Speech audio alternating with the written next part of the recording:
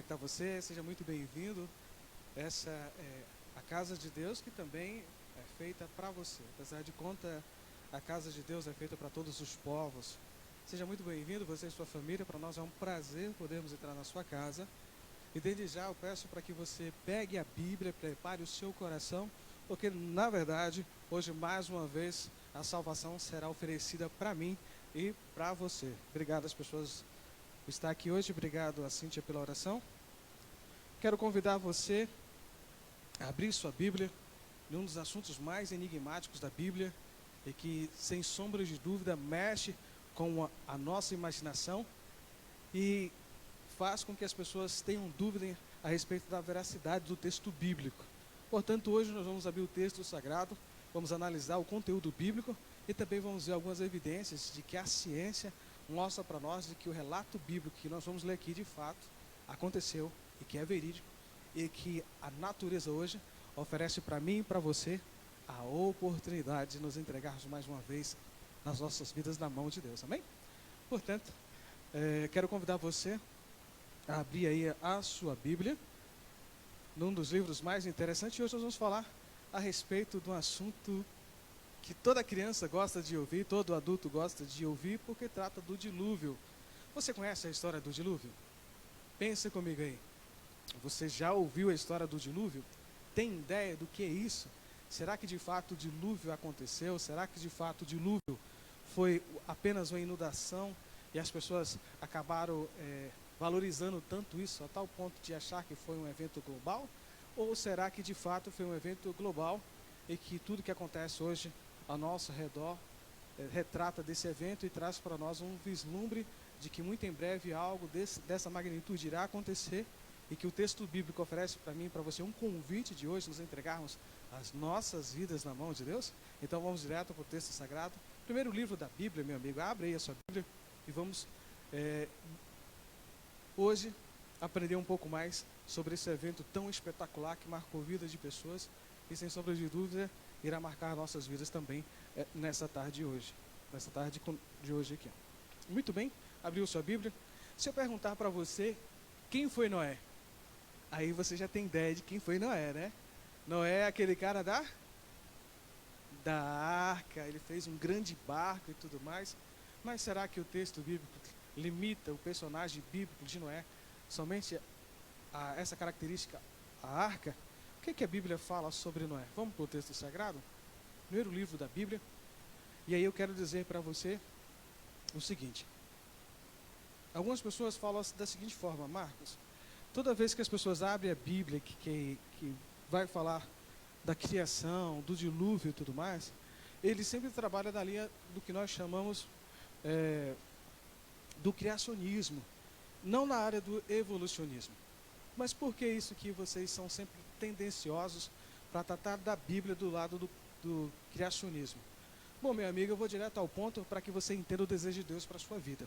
Tudo que existe no mundo hoje, que não parte da Bíblia, que é da vontade do humano, do ser humano, tem como único propósito levar você para mais longe de Deus. Por que nós somos tendenciosos no estudo que fazemos? Porque acreditamos na veracidade do texto bíblico. O nosso desejo é que esse Deus que é revelado através das páginas da Bíblia seja uma realidade também na sua vida, porque Ele é o único capaz de oferecer para você a salvação. Portanto, eu quero que você agora, com um coração muito sincero, analisa com carinho as propostas que será apresentada aqui para você, tá bom? Vamos então para o texto bíblico.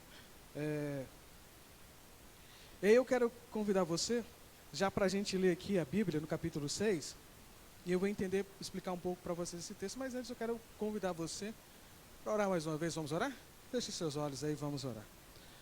Obrigado, nosso Deus, pela oportunidade que o Senhor está nos concedendo agora de poder abrir o texto sagrado, poder comparar os fatos narrados aqui, de acordo com o que a ciência moderna traz para cada um de nós. Portanto, Senhor, tire de nós qualquer sentimento que atrapalhe o agir do Espírito Santo em nossas vidas, porque nosso desejo, Senhor, é de fato viver para Ti. Molda-nos, ó Deus, transforma-nos e ajuda-nos, ó Deus, nessa programação, poder ouvir a Tua voz e nos colocarmos mais uma vez à Tua disposição para sermos instrumento de louvor em Tuas mãos. Salva-nos, ó Deus, para o Teu reino, é que eu te peço por Jesus. Amém. Muito bem. Abriu a Bíblia aí? Primeiro livro da Bíblia, o livro de Gênesis, capítulo 6. E aí eu quero explicar para você já a partir do verso 5. Olha só. Viu o Senhor que a maldade do homem se havia multiplicado na terra e que era continuamente mal todo o desígnio do Senhor. Então se arrependeu o Senhor Deus do defeito do homem da terra. Isso lhe pesou no coração. Farei desaparecer da face da terra o homem que criei, o homem e o animal, os répteis, as aves do céu, porque me arrependo de haver. Relato bíblico mostra para mim e para você, pelas ações do você possa entender. O sagrado está descrevendo aqui, antediluvianos. A Bíblia também retrata que nesse período aqui havia uma dupla maldição que repousava sobre a terra. Olha só, estou falando maldição. Essa palavra é muito pesada no texto bíblico. E aí, só para que você possa lembrar, a primeira maldição recai sobre o planeta Terra quando Adão comete o pecado ali da desobediência em comer o fruto que Deus disse para que não comesse. Nesse momento, Deus se aproxima do casal ali e Deus então mostra como será a vida deles de aí em diante. E há um momento em que Deus chega para Adão e fala assim: Adão, maldito é a terra por causa do erro que você cometeu. Já pensou? Algo se tornar maldito por causa da minha ação, da sua ação? E o texto bíblico deixa claro: maldita é a terra por tua causa. Deus falando com Adão.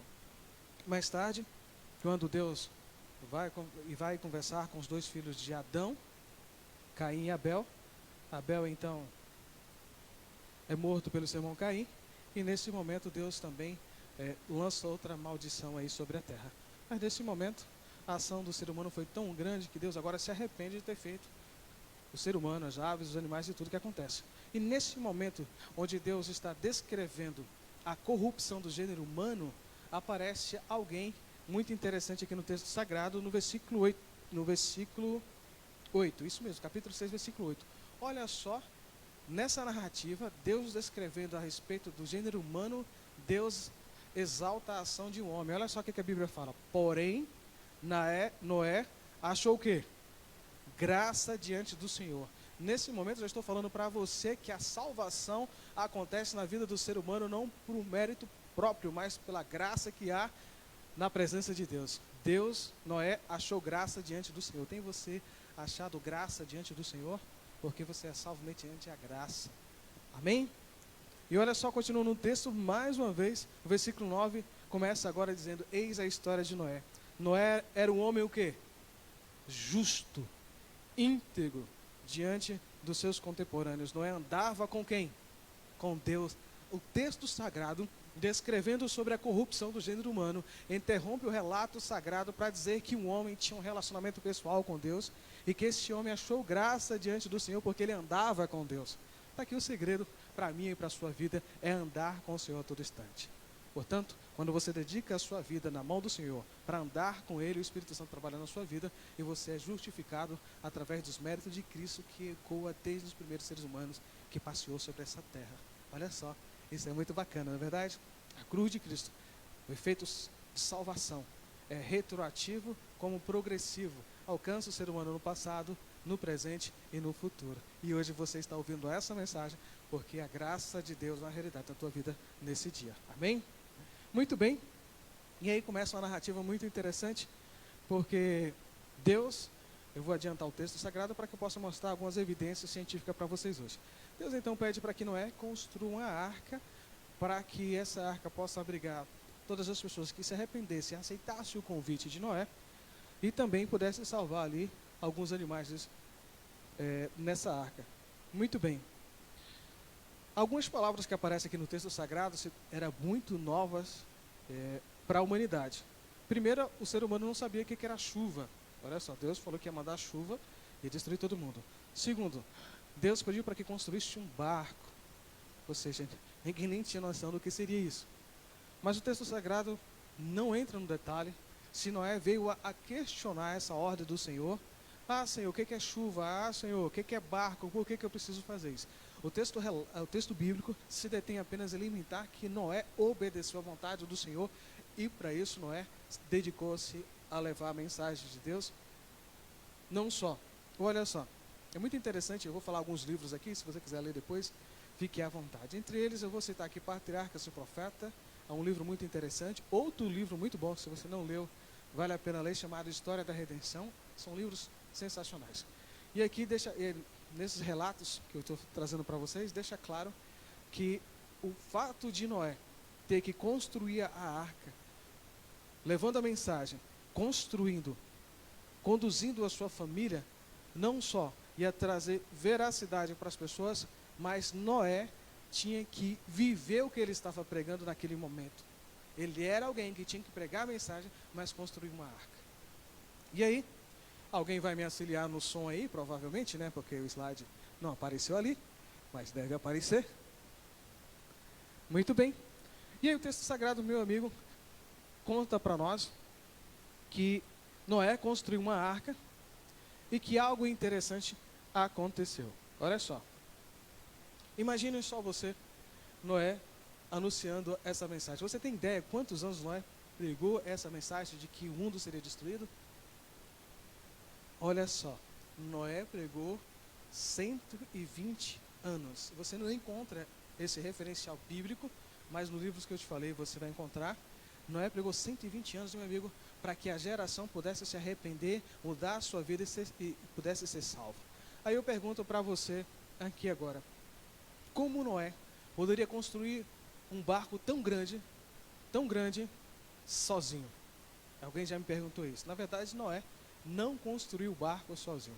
O texto sagrado, usando os cálculos bíblicos, você pode entender que pessoas ajudou Noé a construir esse grande barco, essa arca. Entre elas nós encontramos aí o homem que mais viveu sobre essa terra. Quem foi? Matusalém. Olha só, Matusalém com seus filhos, com seus parentes, e muitas pessoas ajudaram Noé na construção da arca. Essas pessoas vieram a falecer exatamente no ano em que o dilúvio caiu, mas eles dedicaram a vida deles a auxiliar Noé na construção da arca. Então, só para você ter ideia, quando Matusalém estava com cerca de 230 anos, foi o ano em que Adão faleceu. Já pensou nisso? Matusalém teve a oportunidade de ouvir do próprio Adão o relato da queda do homem, quando o homem cometeu o pecado. Depois que Adão morre, agora, diante da promessa do Senhor de restaurar o ser humano, Matusalém, com seus filhos e toda aquela geração que acreditou no texto sagrado de Noé, ajuda a construir a arca. E é algo interessante porque o texto sagrado relata para nós que daquela geração em que o dilúvio de fato caiu, apenas poucas pessoas entrou na arca além de Noé. Quem foi? A esposa dele, os filhos dele e a esposa dos filhos dele. Ou seja, eu pergunto para você que está nos ouvindo agora, que está presente aqui, a mensagem de Noé era relevante? Era importante? E por que as pessoas não aceitaram? Você sabe por que as pessoas não aceitaram? Porque usaram seus próprios parâmetros para julgar a salvação e não acreditaram no texto sagrado. Naquela época, o próprio Noé já era considerado como fanático. Naquela época, assim como hoje, os homens já pisavam a lei de Deus, não acreditando na veracidade da lei de Deus, que era passada de pai para filho. Aquela geração teve uma oportunidade que nenhuma outra geração teve depois, que foi ouvir a história do próprio Adão, do próprio Matusalém, que estava presente ali. Naquele momento, quando todas as pessoas estavam escarnecendo da mensagem de Noé, algo extraordinário acontece. Um silêncio toma conta de todo mundo e as pessoas começam a visualizar aves vindo de todas as, pássaros vindo de todas as direções, animais de forma organizada, caminhando com seus pares para entrar na arca, sendo conduzidos, sabe por quem? Por anjos de Deus, porque nesse momento os animais aceitaram o chamado de arrependimento, de sobrevivência para entrar na arca, mas quando o ser humano não o aceitou. A arca deveria ser construída para seres humanos, não para animais. Assim, meu amigo, como o texto sagrado revela que o inferno foi preparado para Satanás e os seus anjos e não para nenhum ser humano. Mas, lamentavelmente, o ser humano faz escolha que afasta-o de Deus. Nesse momento, eles então, olha só o que acontece no texto sagrado, agora já no capítulo 7 do livro de Gênesis aqui, eu quero adiantar para me mostrar para vocês aqui. Capítulo 7, versículo 16, olha só o que aqui diz aqui. Eu quero ler outra coisa interessante, só para antes do versículo 16, eu quero ler aqui do versículo 7 em diante. Olha só. Por causa das águas do dilúvio, entrou Noé na arca, ele com seus filhos, sua mulher e as mulheres de seus filhos. Olha o versículo 8, traz para nós uma doutrina bíblica que já estava presente antes do pessoal sair do Egito. Olha só, versículo 8 ele traz algo interessante a respeito da alimentação. Como é que você entende isso? Olha só o que o Senhor falou. Dos animais limpos e dos animais imundos e das aves, de todos os répteis sobre a terra, entraram para Noé na arca de 2 em 2, macho e fêmea, como o Senhor ordenara. E aconteceu depois de 7 dias vieram sobre a terra águas dos dilúvio. Eu quero ler o versículo 2 para reforçar o que eu já falei aqui, capítulo 7. De todo animal limpo levarás contigo 7 pares, macho e fêmea, mas dos animais imundos, um par macho e sua fêmea. O texto sagrado já estava fazendo a distinção entre animais limpos e imundos que eu e você deveríamos comer. Entendeu isso? A Bíblia está dizendo para mim e para você que Deus já estava fazendo a classificação de animal que é considerado limpo e o que não é considerado limpo para a sua alimentação. O texto sagrado já revela isso no capítulo 7 do primeiro livro, para que você possa ter essa orientação. Muito bem. Agora sim, versículo 16 do capítulo 7. Meu amigo, se você não grifou isso aqui na sua Bíblia, grife. Olha só o que está escrito. Vou ler o 15 para você entender o contexto, mas diz assim: de toda a carne em que havia fôlego de vida, entraram de 2 em 2 para Noé na arca.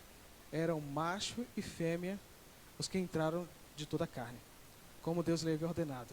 Ponto e vírgula. Olha o que acontece agora. E o Senhor fechou a porta após ele. Para que você possa entender o que o texto sagrado está dizendo, antes do dilúvio, as árvores eram bem maiores do que as que existem hoje e tinham uma resistência muito maior.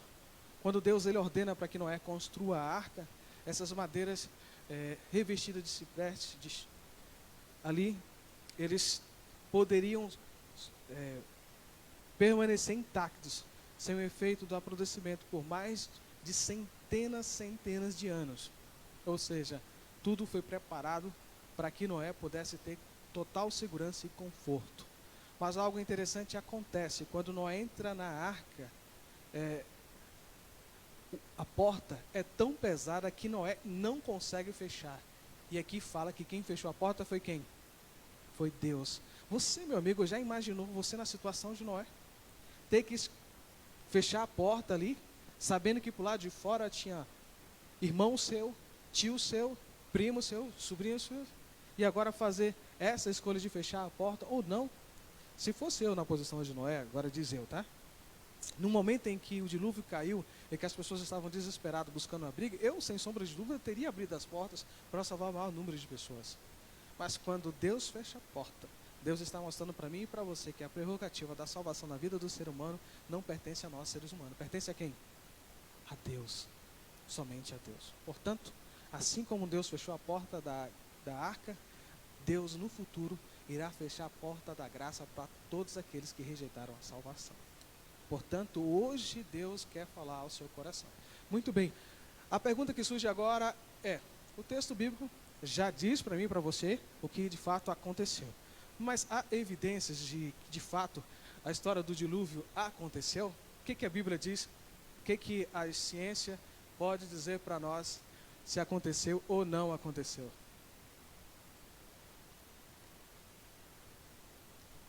Passa um slide para mim, por bondade, aí. O meu passador aqui não está funcionando, ó. Você vê aí? Muito bem. Eu não sei se você em casa vai dar para enxergar direito, mas tudo bem. Fica tranquilo que eu vou explicar para você. Antropologia é a ciência que estuda o comportamento humano, as suas culturas, a sua forma de agir e tudo mais.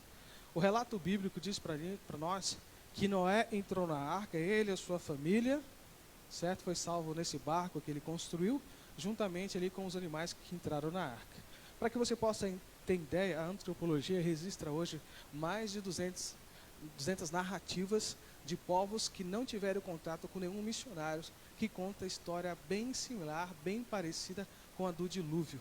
Pessoas que contam a história de que um ancestral deles foram salvos porque construiu uma arca para ser salvo ele, a família dele e alguns animais. E aí você tem nessas narrativas, lógico, né? Além de você ter o pessoal da Mesopotâmia, o pessoal assírio, você tem também até mesmo entre a cultura indígenas dos próprios índios brasileiros, contando esse fato. Interessante que os aborígenes da Austrália, eles contam que um dos ancestrais deles, sabe qual é o nome? Noá. Olha só. Ouviu a mensagem de um Deus pedindo para que ele pudesse construir um barco porque uma grande enchente ia acontecer, ele precisava salvar a família dele e alguns animais, só poderia sobreviver nesse barco. E ele construiu então o barco e foi salvo ele, a família dele e os animais. Olha só que interessante. Você já imaginou, matematicamente falando, qual é a possibilidade de 200 culturas, 200 povos que não se conhecem, que não teve contato com nenhum povo, com nenhum missionário, contar um relato tão similar ao texto bíblico? Você já imaginou uma coisa dessa? Para que eu e você possamos imaginar, a Bíblia fala que os céus proclamam a glória de Deus e o firmamento anuncia as obras da sua mão. A natureza revela para mim e para você que há um agente criador por trás de tudo o que existe. Só que não fala quem é, mas a Bíblia diz para mim e para você quem foi o criador de todas as coisas, tá bom? Então, muito bem. Esse é um fato muito interessante que você pode pesquisar e verificar depois, e você vai comprovar que várias pessoas tiveram aí. Entre elas, você tem aí os índios dos Estados Unidos, até os próprios povo chinês, na própria cultura deles, tem esse relato similar. O México tem, todos esses têm. Muito bem. Vamos ver se funcionou aqui.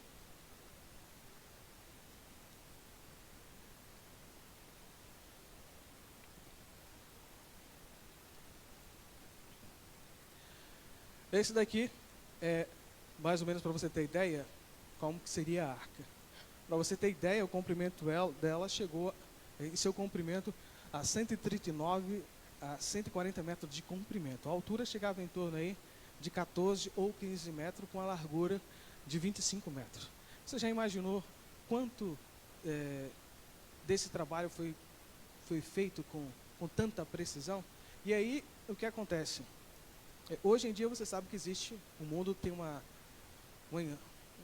empresa naval muito bem avançada que constrói vários cargueiros que atravessam o Atlântico com maior facilidade qualquer oceano aí. Foi um cientista, ele pegou essas mesmas medidas e mandou para que fosse submetido aos mesmos testes que é submetido esses navios, ali os softwares, para que pudesse construir um barco com essas medidas, e foi simulado. Olha só, foi simulado uma tempestade bem grande e acredita só, vocês acham que afundou? Não afundou. E aí as pessoas começaram a perguntar, mas como é que vocês construíram essa medida desse barco e tudo mais? E alguém então disse que era alguém que tinha feito. Eu falei assim, mas pede para essa pessoa trabalhar para nós. Aí eu falei assim, você pode pedir para ele trabalhar para você, porque quem deu essas medidas foi Deus. E aí, essa é então o comprimento da arca. Para que você possa entender como é que foi feito então a arca, as suas dimensões, aquela janela que você viu em cima, ela foi feita de uma forma que poderia lançar luz em todo o seu interior da arca, as suas divisórias, como foi armazenado essa comida e tudo mais, dentro dessa categoria. Já imaginou você pensar, hoje foi construído aqui na cidade de São Paulo, uma estrutura similar, ou buscando ser parecida com o que nós chamamos de templo. Não é isso? Já pensou se alguém construísse também a arca de Noé, como seria? Seria algo interessante, não é verdade? E olha só, um parque nos Estados Unidos construiu essa arca. Você sabe, na época que eles construíram, gastaram 100 milhões de dólares. Hoje, usando isso aí, equivalia, mas o dólar está 5,70, não é isso? Mais de R$500 milhão. Já imaginou? E olha só a atração que deu. Várias pessoas ali visitando esse lugar. Muito bem. Eu quero dizer para você, a arca foi construída segundo o parâmetro que Deus pediu para que fosse construído. Mas a tempestade que a arca enfrentou, a arca por si só, ela não teria capacidade de suportar essa tempestade que aconteceu. Para que essa arca pudesse então suportar essa grande tempestade que foi feita, anjos de Deus foram designados para poder proteger essa arca. E aí eu quero dizer algo para você. Por mais que fosse algo arcaico, que fosse elaborado pela mão do homem, mesmo seguindo o pedido de Deus, a arca sobreviveu em meio de uma tempestade, porque ela foi protegida e foi constituída pela vontade de Deus para salvar o ser humano.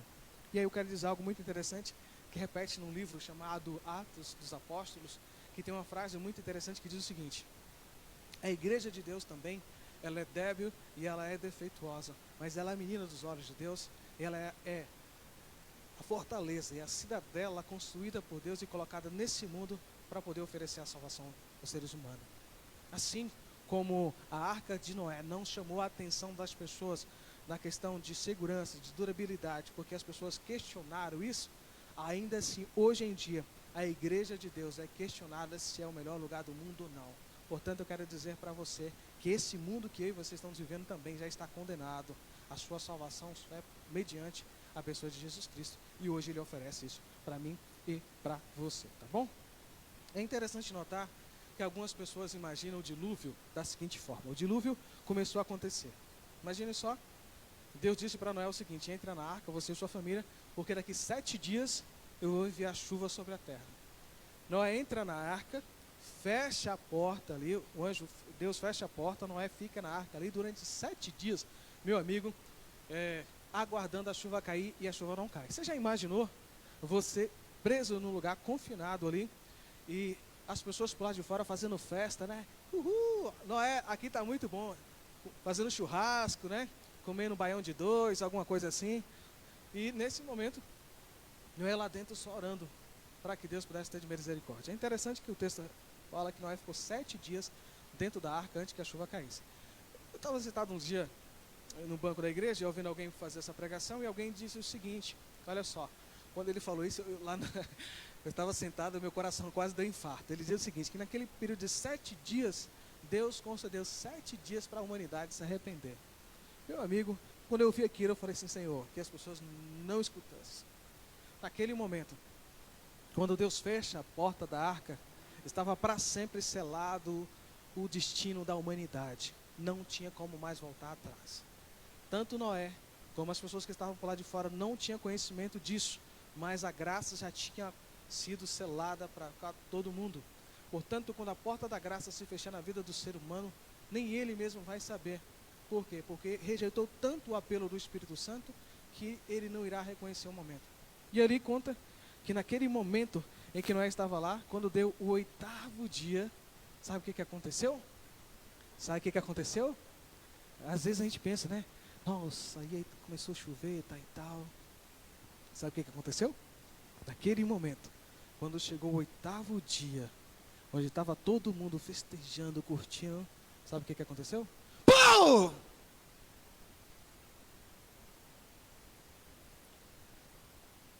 Jatos de água estourou da costa terrestre, jogando água para cima. Chuva caía de forma torrencial, a tal ponto que parecia que tinha cachoeira caindo do céu. Para você ter ideia, os físicos, somando isso tudo, acredita que em menos de 30 minutos, mais de 1,5 metro de água subia sobre a face da terra. Você já imaginou? E a Bíblia relata que a chuva durou o quê? 40 dias e 40 noites. Mas Marcos, de onde que veio tanta água? Como foi possível cair tanta água sobre o planeta Terra, a tal ponto que a Bíblia relata que, para você ter ideia, 7 metros acima dos montes maiores que existiram no planeta Terra. Já imaginou isso? Onde veio tanta água? E a gente precisa buscar essa informação também de forma interessante. Mas antes de eu chegar lá, eu quero dizer para você o seguinte: você às vezes pergunta o seguinte, será que de fato o dilúvio foi local ou global? E aí o texto sagrado fala para mim e para você que depois que o dilúvio aconteceu, quando Noé estava confinado dentro da arca, ele soltou um corvo e o quê?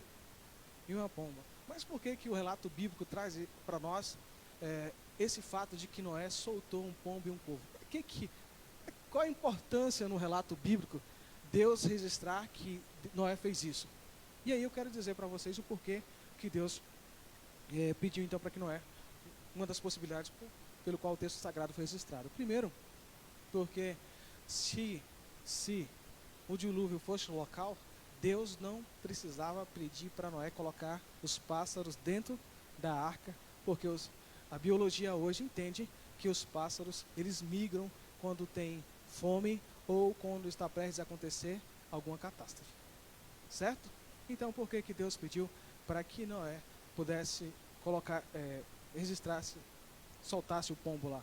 Olha só que interessante para você ter ideia.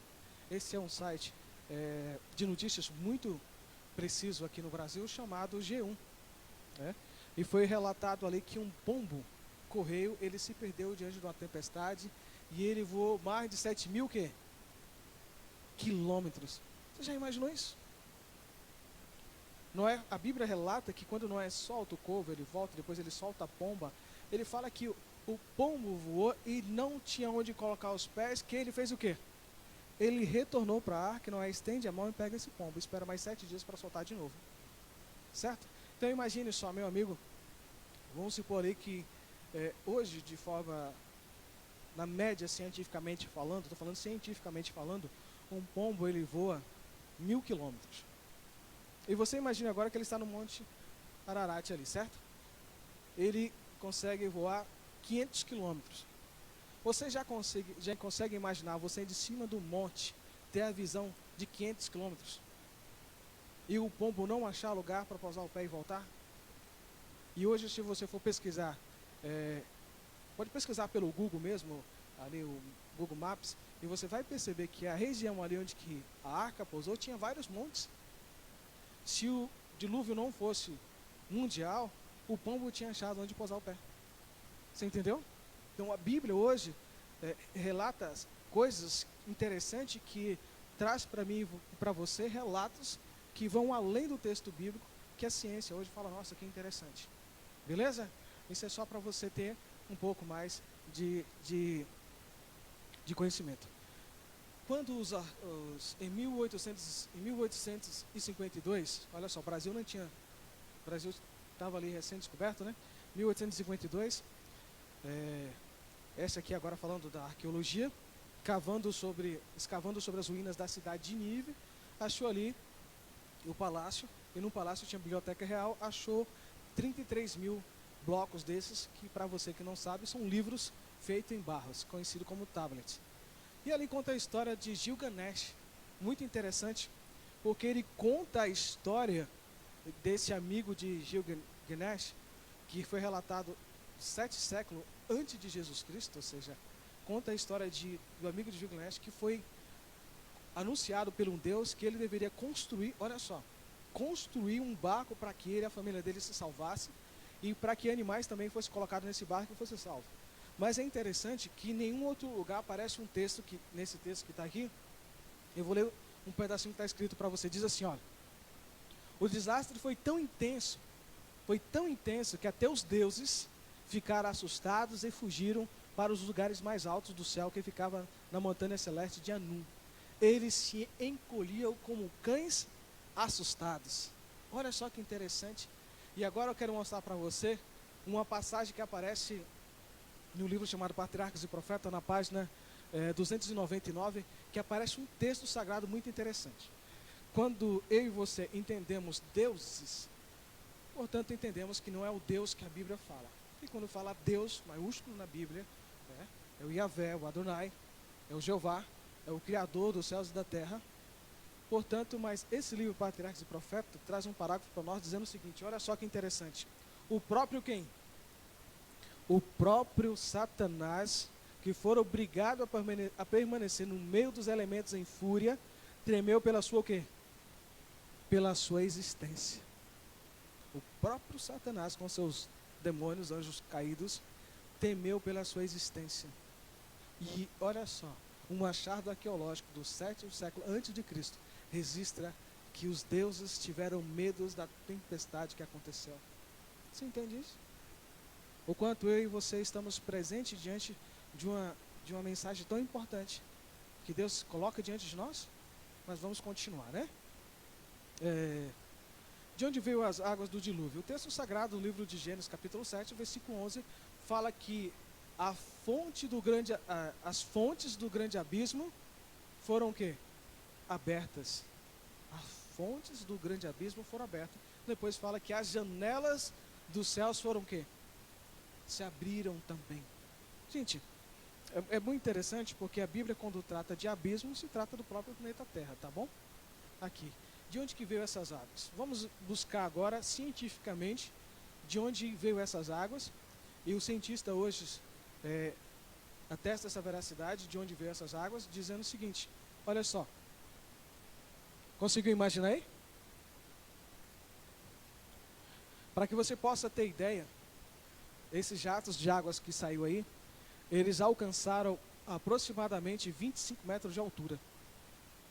No livro Patriarcas e Profetas, esse mesmo relato aparece num livro chamado Escolhidos, e outro livro também chamado História da Redenção, de que esses jatos de água a ser acionados, eles lançavam pedras gigantescas para o ar, que quando caía sepultava as pessoas de uma vez por todas.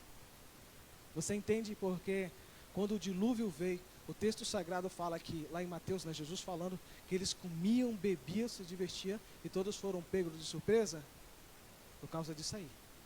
Olha só, jatos de águas chamados geysers, né, foram lançados pela face da terra e hoje a ciência entende que existiu grandes reservatórios de água no planeta Terra, como existe hoje ainda um desses grandes reservatórios está aqui, o Brasil, tem aqui o aquífero Guarani, para você possa ter ideia, abrange aí 4 países, é isso? E olha só quantos estados brasileiros está em cima desse grande reservatório de água. Para que você possa entender, segundo um estudo feito pela Agência Nacional de Águas do Brasil, esse reservatório de água, olha só, esse reservatório de água tem água o suficiente para poder suprir a necessidade do Brasil, do povo brasileiro, por mais de 2.500 anos. Já conseguem imaginar isso? Hoje, vários estudos estão sendo feitos para proteger essa reserva de água, porque cientificamente está comprovado que haverá uma grande crise hídrica daqui a 20 anos. Para que você possa ter ideia, essa crise de água estava prevista para 100 anos, 80 anos, e hoje a ciência já comprova que isso pode ocorrer dentro de 20 anos. Você entende como os fatos estão acelerando? Imaginava-se que esse fosse o maior reservatório de água subterrâneo do mundo, mas na verdade não é. Esse é o segundo, tá bom?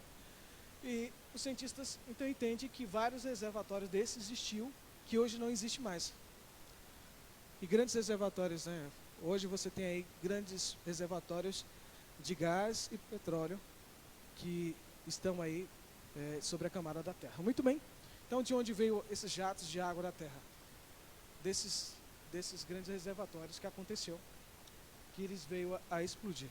Outra coisa interessante também para que você possa ter em mente, quando a gente fala que abriu-se as janelas do céu, lá em Gênesis, quando relata a história da criação, fala que Deus fez separação entre águas e águas.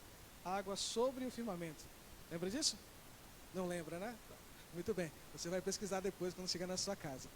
Ou seja, isso explica também por que tantas pessoas viviam tantos anos antes do dilúvio. Porque essa camada de água que existia perto da camada de ozônio, ele impedia que os raios solares, como hoje conhecemos, adentrassem a nossa atmosfera, causando envelhecimento e tudo mais.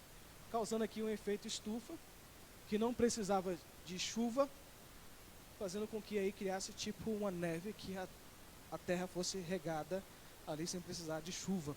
E olha só, essa água foi preservada ali e não precisava ser destruída, saída dali, se o ser humano fosse obediente à palavra de quem? De Deus. Tudo gira em torno de obediência. O relato bíblico relata que Noé obedeceu, foi salvo.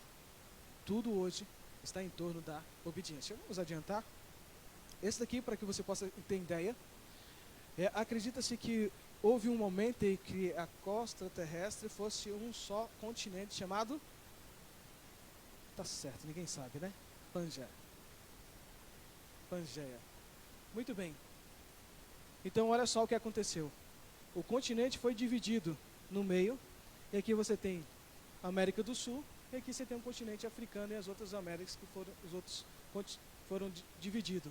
Olha só o espaço que aconteceu. A pergunta é, para onde foi toda aquela água do dilúvio? Não é verdade? Se veio tanta água, ela tinha que ir para algum lugar. Será que é que nem a caixa d'água que você puxa lá em cima que a água vai embora pela rala? Não tem como, não é isso? A água precisava estar acumulada em algum lugar, e de fato a água foi acumulada em algum lugar. Onde que foi acumulada? Vamos ver aqui. Só para lembrar vocês aqui então, como é que provavelmente era o continente todo. Aqui você está vendo a América do Sul, Brasil, Argentina, tudo mais aqui, a África, os outros continentes, e a minha pilinha está indo embora. E aí, houve uma rachadura na costa terrestre. Lembra que eu falei dos grandes reservatórios que tinha? Foram jorrados, cobrindo toda a terra. Algo interessante que você, imagine só. Imagine que você fosse assim, enfiar sua mão e puxasse. Esse vazio que ficou, tinha que ser preenchido por alguma coisa. E se você for perceber que quando a gente fala assim, desse grande afastamento, as grandes montanhas hoje, não está aqui, ó. Certo? Aqui é o quê? Litoral. Certo? Praias e tudo mais aqui, ó. Mas as grandes montanhas ficaram tudo nessa área aqui. Nessa faixa. Sabe o que aconteceu?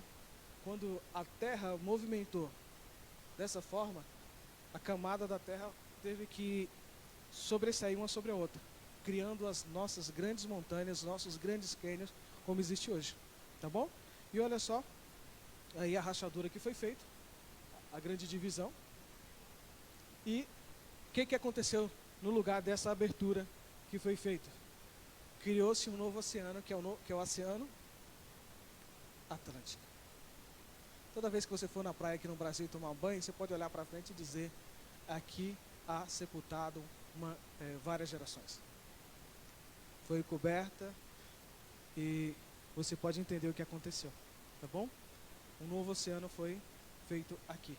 Se você observar ainda para o mapa, você vê que existe bastante águas espalhada para todo lugar, né? Que são essas porções de águas que existem. São rios, represas, onde tem bastante água potável ainda. Meu amigo, a ciência comprova o que eu estou dizendo para você. Quando a pessoa disse que o mundo era um só continente, as pessoas deram risada. Isso é loucura, isso é coisa de crente, para trazer a veracidade da Bíblia, né? Lá em Gênesis, quando Deus fala assim, apareça a porção seca, aparece no singular e não no plural, certo? Apareça a porção seca. Se Deus tivesse criado todos os continentes como está aqui, Deus teria que falar, apareça as porções secas. Mas era um só continente. E aí, se você vê que essa parte, ela vai perfeitamente encaixar nesse lado aqui, tá? Por quê? Porque era tudo junto. Deixa eu ver se tem mais alguma coisa aqui. E aí você vê como é que ficou depois do dilúvio. Olha só que interessante. Você entendeu por que a Bíblia fala que vários animais foram ali selecionados? E já imaginou se fosse desse jeito, como é que Noé teria que vir aqui no Brasil buscar animais que é excluídos da flora brasileira? Não precisou. Por quê? Porque era tudo só um continente. Eles marcharam obedecendo o mandato de Deus e foram tudo para a arca. E assim ficou o continente, ficou o mundo como conhecemos. Tá bom? Então aqui você sabe que nessa área aqui foi sepultado, velado a geração antediluviana. E outra coisa, você sabe que a tendência, o instinto do animal diante de uma grande catástrofe é procurar abrigo, certo? Você sabe que os fósseis dos dinossauros, dos animais, em sua maioria é encontrado sempre nessa região aqui assim, ó. Porque eles correram e foram sepultados por uma grande quantidade de lama. Porque agora, usando a paleontologia, que é a ciência que busca ali descrever os fósseis, eles entendem que os fósseis só foram preservados porque essa catástrofe foi algo que aconteceu instantaneamente. E aí hoje a ciência fala assim, mas como pode aparecer rapidamente porção de terra? O texto bíblico declara isso. Você pode pesquisar, e você vai pesquisar aqui vai entender que no ano de 1972, 73, por exemplo, uma ilha apareceu ali perto das ilhas japonesas de um dia para outro, com quase 20 metros de altura de terra, com extensão de 600 metros de comprimento. E ela cresceu mais alguns dias até chegando ao instante de não crescer mais. No Canadá também tem uma ilha que apareceu. Então a Terra ela está em constantemente transformação devido os magmas que existem dela, né? Que são as lavas vulcânicas, que estão constantemente transformando e remodulando a costa terrestre. Muito bem. Agora, para que você possa entender o que de fato poderia ter acontecido no dilúvio.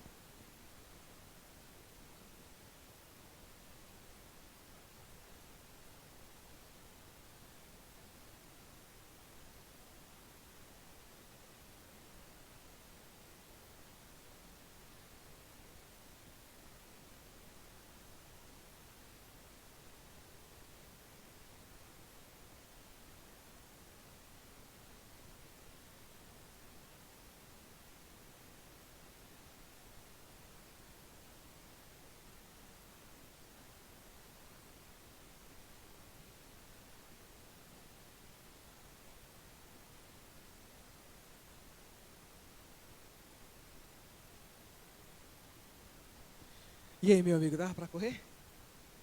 Não dá. Quando nós falamos de catástrofe, de destruição do planeta Terra, há uma grande discussão dizendo que o homem pode destruir o planeta Terra diante das grandes bombas atômicas que está sendo construída. Mas, na verdade, a Terra será destruída mais uma vez e a Bíblia já deixa claro isso, lá no livro de Apocalipse, né? No livro de Mateus também, capítulo 24. E Pedro, o livro de Pedro também fala que os elementos se desfarão de formas abrasadas, né? Ou seja, a terra irá consumir em fogo de forma que ela irá derreter-se os seus elementos. Você já imaginou sobre isso? É muito interessante olhar tudo isso porque cientificamente falando, existe várias leis da física. Existe uma lei chamada a lei da entropia, que é que tudo que existe no universo tende a morrer. Portanto, a terra foi contaminada pelo pecado e ela também está sendo destruída pela ação do pecado. Sábado que vem nós vamos falar um pouco mais sobre isso, sobre o efeito do pecado diante dos corpos celestes, o que aconteceu, como que o universo foi impactado pelo efeito do pecado. E quero dizer também para você o relato de Gênesis capítulo 1, de acordo com as leis da física. Portanto, eu quero repetir para você hoje que a Bíblia deixa claro que o dilúvio foi um acontecimento global e que de fato existe mais de 70 fatos científicos comprovando a veracidade do dilúvio. E agora eu faço a pergunta para você. Jesus está dizendo que muito em breve ele voltará e que esse mundo será destruído porque esse mundo está corrompido. E a pergunta que eu faço para você é: você está colocando a sua vida no porto seguro que é Jesus Cristo? Você está se preparando para ter esse encontro com Cristo? Esse é o momento de você colocar a sua vida na mão de Deus. Tudo que está acontecendo hoje, as doenças que estão acontecendo no mundo, as guerras, as tempestades, tudo está reivindicando, está alertando para o ser humano que Jesus Cristo muito em breve voltará. Talvez você esteja se dizendo: eu sou o único cristão na minha casa, eu sou o único cristão no meu trabalho, eu sou o único cristão na igreja, na escola, no trabalho. Eu não aguento mais, eu preciso de força. Noé foi o único na geração dele descrito como justo, íntegro, porque ele caminhava com Deus. A geração de Noé toda foi sepultada porque não obedeceu a palavra do Senhor. Mas Noé não olhou para a sua geração, manteve os seus olhos fixos em Cristo, de tal ponto que Noé veio a condenar a geração da sua época. Você precisa permanecer fiel à palavra de Deus, ainda que seja só você na sua casa, ainda que seja só você na sua família, ainda que seja você só no seu trabalho. E agora eu quero dizer para você, jovem, adolescente, juvenil, você, meu irmão, Deus colocou você nesse mundo, diante desses fatos, para que você pudesse testemunhar do agir de Deus na sua vida. Viva esse relacionamento intenso e verdadeiro com Jesus Cristo, porque Ele quer que você seja o farol em meio à tempestade, a iluminar uma luz que emana dos altos céus sobre a sua vida. Aceite Jesus Cristo como seu Salvador pessoal. Entregue a sua vida a Deus. Busque aprender mais sobre o texto sagrado. Se hoje você está ouvindo isso, é porque Jesus Cristo quer colocar você no lugar seguro. Então aceita esse chamado. Se você aceita esse chamado, fecha os seus olhos, porque eu quero orar com você. Obrigado, nosso Deus, porque de uma forma tão intensa o Senhor tem colocado diante de nós evidências que atestam a veracidade do texto sagrado. E hoje entendemos que mais uma vez esse mundo está condenado e que o Senhor está insistindo para salvar o ser humano. Dá força, Senhor, para o teu servo, para a tua serva, ouvir o teu chamado e depositar a vida dele em tuas mãos. Esse mundo, Senhor, está agora nos últimos momentos, antes da porta da graça se fechar. Mas existe, Senhor, familiares meus, existe familiares dos nossos amigos, existe internautas que estão nos ouvindo agora, que precisa consagrar a vida deles em tuas mãos. Eu sei, Senhor, que o Senhor está retendo os ventos sobre o planeta da Terra de destruição, para que nós possamos tomar a decisão ao seu lado. Senhor, talvez nosso desejo agora é viver ao teu lado, mas não há força em nós. Por favor, Senhor, derrama o teu Espírito Santo sobre as nossas vidas, para que a nossa decisão seja viver ao teu lado para todo sempre. Toma-nos, ó Deus, em tuas mãos e guia-nos, Senhor, ao teu trono sagrado. Ajuda-nos, ó Pai, a ouvir a voz do Espírito Santo, porque nosso desejo é viver para te servir. Perdoe, Senhor, os pecados dos teus filhos. Perdoe, Senhor, os nossos pecados. Sara, Senhor, as nossas feridas. Restaura, Senhor, nossas vidas. Ajuda-nos, ó Pai, a vivermos exclusivamente para honra e glória do teu santo nome. Hoje, Senhor, nós precisamos ser vivificados. Portanto, nós suplicamos, te rogamos, que o Senhor reaviva a tua obra em nossas vidas, para que nós possamos ser homens e mulheres que façam a tua vontade. Obrigado, Senhor, por essa mensagem. Obrigado por poder ouvirmos essa mensagem e entendermos que o Senhor nos chama. E é o nosso desejo de vir ao teu lado. Salva-nos, ó Pai, para o teu reino. É que eu te peço por Jesus, hoje e sempre. Amém. A você, o nosso, muito obrigado. Que Deus te abençoe. Continue lendo o texto sagrado. Continue buscando aprender mais sobre a Bíblia, porque Deus colocou você nesse mundo como embaixador do reino dele. Que Deus te abençoe. Um forte abraço. Até o nosso próximo encontro.